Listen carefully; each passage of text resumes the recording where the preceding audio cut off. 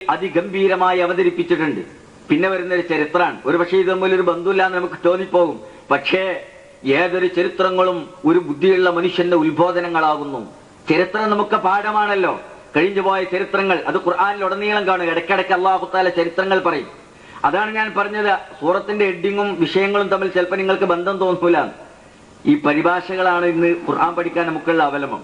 അതിന്റെ ഏറ്റവും വലിയ ആപത്ത് എന്താന്ന് വെച്ചാൽ അത് മുഴുവനായിട്ട് അവർ പരിഭാഷപ്പെടുത്തി പോവുകയാണ്. അപ്പൊ ഖുർആന്റെ ഒരു പരിഭാഷ എടുത്തുകൊണ്ട് അതിന്റെ ഇൻഡെക്സ് നോക്കിയാൽ നിങ്ങൾക്ക് മനസ്സിലാവും. അധ്യായം 2 പശു, അങ്ങനെയുള്ള പരിഭാഷപ്പെടുത്തുക. അൽ ബഖറ എന്നുള്ള പരിഭാഷപ്പെടുത്തിയാൽ പശു എന്നല്ലേ പറയാൻ പറ്റുള്ളൂ. അപ്പൊ അൽ ബഖറ പശു. സുബ്ഹാനല്ലാഹ്, സുദീർഘമായ ഒരു അധ്യായമാണിത്. ഏതാണ്ട് 3 ജുസുവിന്റെ അടുത്തുണ്ട്. പരിശുദ്ധ ഖുർആനിലെ ഏറ്റവും സുദീർഘമായ അധ്യായം അല്ലാഹു തആല പറഞ്ഞിട്ടുള്ളത് പശുവിനെ കുറിച്ചാണെന്ന് ഏതൊരാളും തെറ്റിദ്ധരിക്കൂലേ? അപ്പൊ സാധാരണ ഖുർആന്റെ ഇൻഡെക്സ് ഏതെങ്കിലും ബുക്ക് സ്റ്റാളിൽ കയറിയിട്ട് നോക്കുന്ന ആളെന്താണ് മനസ്സിലാക്കുക? ഒരു കന്നുകാലി വളർത്തൽക്കാരന് പറ്റിയ സാധനമാണ് ഖുർആൻ എന്ന്. കാരണം ഇതിൽ ഏറ്റവും തോനെ പറഞ്ഞ പശുവിനെ പറ്റിയാണ്. അപ്പൊ എങ്ങനെ പശുവിനെ വളർത്താം, പശുവിനെ കൊണ്ടുള്ള ഉപയോഗങ്ങൾ, പാല് വർദ്ധിപ്പിക്കുന്നത്, അതിന്റെ പ്രത്യുൽപാദനം, കുട്ടികൾ ഉണ്ടാകുന്നത്, ഇതൊക്കെ അതിൽ പറഞ്ഞിട്ടുണ്ടാവുന്നല്ലേ നിങ്ങൾ വിചാരിക്കുക. അതിൽ 2-3 സ്ഥലത്ത് ഒരു പശുവിന്റെ കഥ അല്ലാഹു തആല പറഞ്ഞു പോയതാണ്. ബാക്കിയുള്ളത് അത്രയും മറ്റു വിഷയങ്ങളും ഉത്ബോധനങ്ങളും അതിന് നിയമവശങ്ങളും പരലോകവും ആഖിറും ചരിത്രവും അമ്പിയാക്കളൊക്കെയാണ് അതിൽ പറഞ്ഞു പോയിട്ടുള്ളത്. അത് ഖുർആന്റെ ഒരു പ്രത്യേകമായ ശൈലി വിശേഷമാണ്. എന്നതുപോലെ സൂറത്ത് യാസീനിൽ അല്ലാഹു തആല ഒരുപാട് വിഷയങ്ങൾ പറഞ്ഞു പോയിട്ടുണ്ട്. സുദീർഘമായൊരു ചരിത്രമുണ്ട്. അന്താക്കിയക്കാരുടെ ചരിത്രം, അവർക്ക് നബിമാര് വന്നത് എങ്ങനെയാണ് എന്ന്, ആ നബിമാരെ എങ്ങനെയാണ് അവർ സ്വീകരിച്ചത് എന്ന്, എങ്ങനെയാണ് പ്രതികരിച്ചത് എന്ന്, അന്നുണ്ടായിരുന്ന ഏക വിശ്വാസിയായ മനുഷ്യനോട് ആ ജനത എങ്ങനെയാണ് പെരുമാറിയത് എന്ന്, അവസാനം ആ സമൂഹത്തെ ഒന്നടങ്കം ഒരു നിമിഷത്തിന്റെ ഘോരമായ ശബ്ദം കൊണ്ട് അല്ലാഹു സുബ്ഹാനഹു വ തആല നശിപ്പിച്ചത് എങ്ങനെയെന്ന് അല്ലാഹു തആല അതിൽ പറയുന്നുണ്ട്. എത്ര ഗംഭീരമാണ് ആ ചരിത്രം അറിയോ നിങ്ങൾക്ക്? പിന്നെ അല്ലാഹു തആല അത് കഴിഞ്ഞാൽ ദൃഷ്ടാന്തങ്ങളാണ്. ആ ദൃഷ്ടാന്തങ്ങൾ ശാസ്ത്രീയമാണ്. അതായത് ഈ പ്രപഞ്ചത്തിൽ ചെടികൾ, വൃക്ഷലതാദികൾ, ജീവന്റെ തുടിപ്പുകൾ ഉണ്ടാകുന്നത് എങ്ങനെയെന്ന്, ആ ജീവന്റെ തുടിപ്പുകളിൽ നിന്ന് നിങ്ങൾ എങ്ങനെയാണ് ഭക്ഷ്യവസ്തുക്കളെ ഉൽപ്പാദിപ്പിക്കുന്നത് എന്ന് അല്ലാഹു തആല ദൃഷ്ടാന്തങ്ങൾ കൊണ്ട് പഠിപ്പിച്ചു തരികയാണ്. ഊഷരമായ ഭൂമിയിൽ ഒരു തുള്ളി വെള്ളം വീണാൽ അതിൽ നിന്ന് ഉണങ്ങിയോ എന്ന് നിങ്ങൾക്ക് തോന്നുന്ന പുൽപ്പടർപ്പുകൾ ചെറിയ നാമ്പുകളായി തളർത്തു വരുന്നത് നിങ്ങൾ കണ്ടിട്ടില്ലേ? അള്ളാഹുവിന്റെ ദൃഷ്ടാന്തങ്ങളാണ്. നിങ്ങൾക്കത് പുല്ലാണ്, പക്ഷേ അത് അള്ളാഹുവിന്റെ ദൃഷ്ടാന്തമാണ് ഈ പുൽച്ചെടികൾ.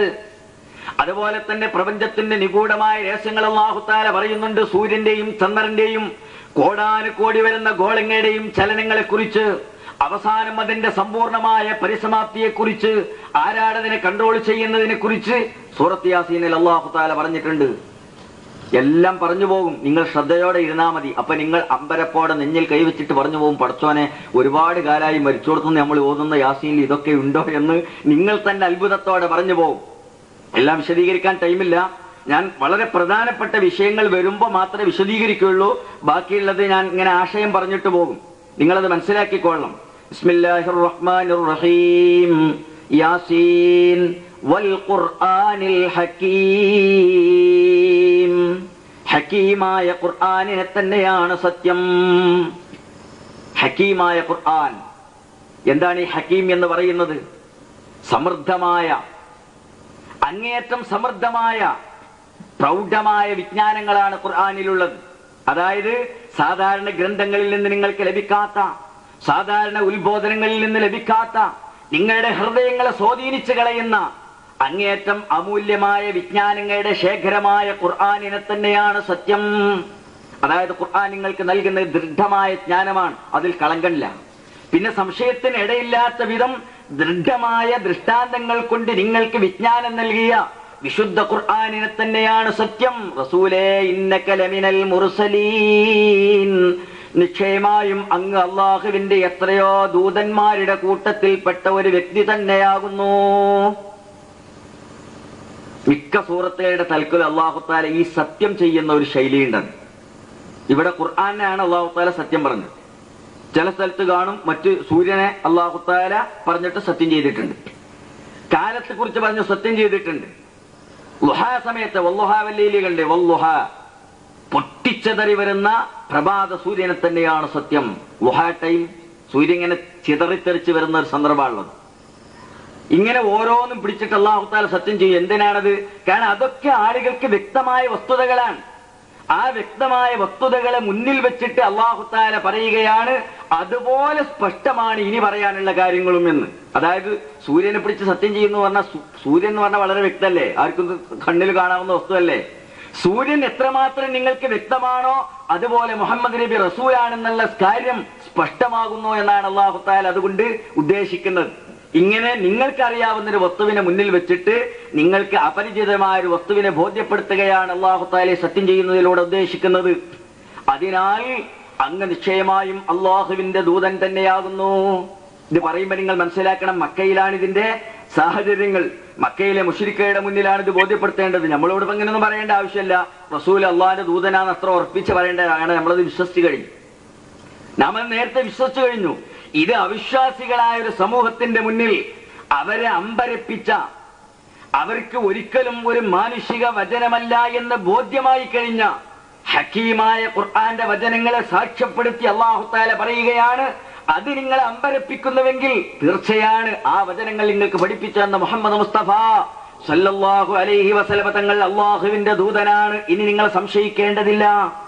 അലാ സിറാത്തിൻ മുസ്തഖീം, നിശ്ചയമായും അങ്ങ് നേർമാർഗത്തിലാകുന്നു റസൂലേ. അതൊക്കെ റസൂലിനോടാണ് പറയുന്നതെങ്കിലും സംബോധന ആരെയാണ് ഉദ്ദേശിക്കുന്നത്? അവിശ്വാസികളായ ഒരു സമൂഹത്തിന്. അവർ മനസ്സിലാക്കിക്കൊള്ളണം. കാരണം ഖുർആനെ കുറിച്ച് അവർക്ക് തീരുമാനമെടുക്കാൻ കഴിഞ്ഞിട്ടില്ല, മനുഷ്യവചനമാണെന്ന് അവർക്ക് തെളിയിക്കാൻ കഴിഞ്ഞിട്ടില്ല. അവരെല്ലാവരും ആശയക്കുഴപ്പത്തിലാണ്. മക്കയിലെ മുശ്രിക്കുകൾ മുഴുവനും പല അഭിപ്രായങ്ങളും പറയുന്നുണ്ട്, പക്ഷെ ഒന്നും ഖണ്ഡിതമല്ല. ഏതായിരുന്നാലും അത് മാനുഷിക വചനമല്ല എന്നവർക്ക് ബോധ്യമാണ്. അത് നിങ്ങൾ മനസ്സിലാക്കുന്നുവെങ്കിൽ മുഹമ്മദ് നബി ദൂതനാണെന്ന് നിങ്ങൾ മനസ്സിലാക്കണം.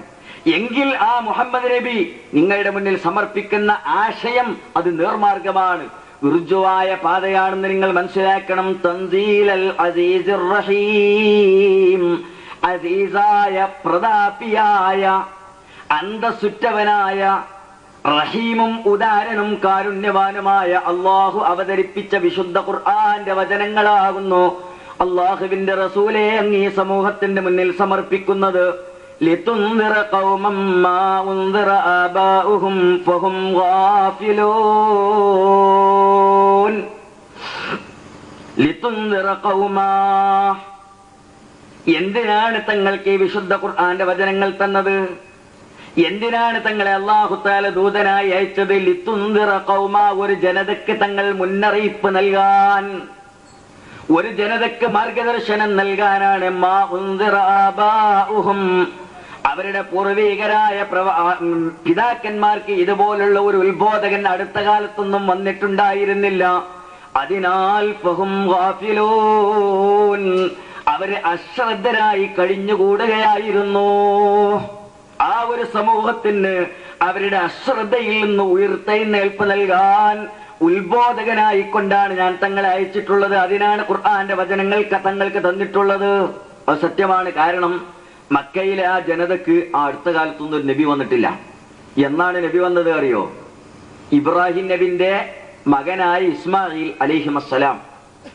ഇസ്മായിൽ അലൈഹിസ്സലാമിന്റെ ശേഷം പിന്നെ മക്കയിലും പരിസരത്തും ഒരു നബി വന്നിട്ടില്ല. അത് എത്ര കൊല്ലം മുമ്പാണ്? ആ കാലത്ത് 2000 കൊല്ലം മുമ്പാണ്. ഇന്ന് 2000 അല്ല, 2500 കൊല്ലം. ഇപ്പൊ ഇബ്രാഹിം നബി കഴിഞ്ഞു പോയിട്ട് 4000 കൊല്ലമായില്ലേ?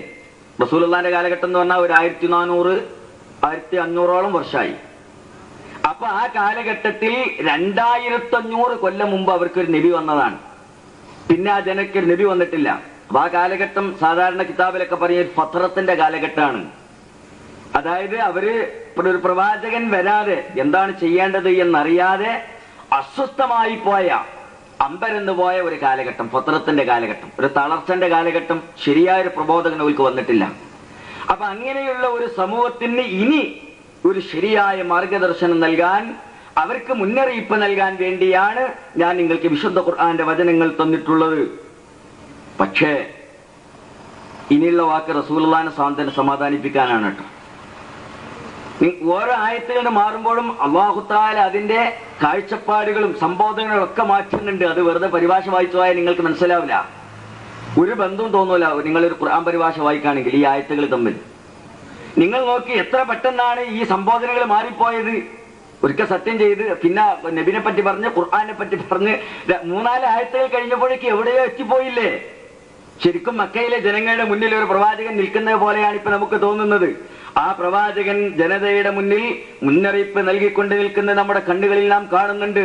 സഫ എന്ന കുന്നിന്റെ മുകളിൽ കയറിക്കൊണ്ട് മഹാനായ അഷ്റഫുൽ ഖൽഖ് സല്ലല്ലാഹു അലൈഹി വസല്ലം തങ്ങൾ ബനു ഹാഷിമിനെ വിളിക്കുന്നത്, ബനുൽ മുത്തലിബിനെ വിളിക്കുന്നത്, എന്നിട്ട് ജനങ്ങളെ ഈ പർവ്വതത്തിന്റെ അപ്പുറത്ത് ഒരു സായുധ സേന നിങ്ങളെ വന്നിട്ട് ആക്രമിക്കാൻ കാത്തിരിക്കുന്നു എന്ന് ഞാൻ പറഞ്ഞാൽ നിങ്ങൾ വിശ്വസിക്കുമോ എന്ന് റസൂലുള്ള ചോദിക്കുന്നത്, അവര് മുഴുവനും അതേ ഞങ്ങൾ വിശ്വസിക്കും എന്ന് വിളിച്ചു പറയുന്നത്.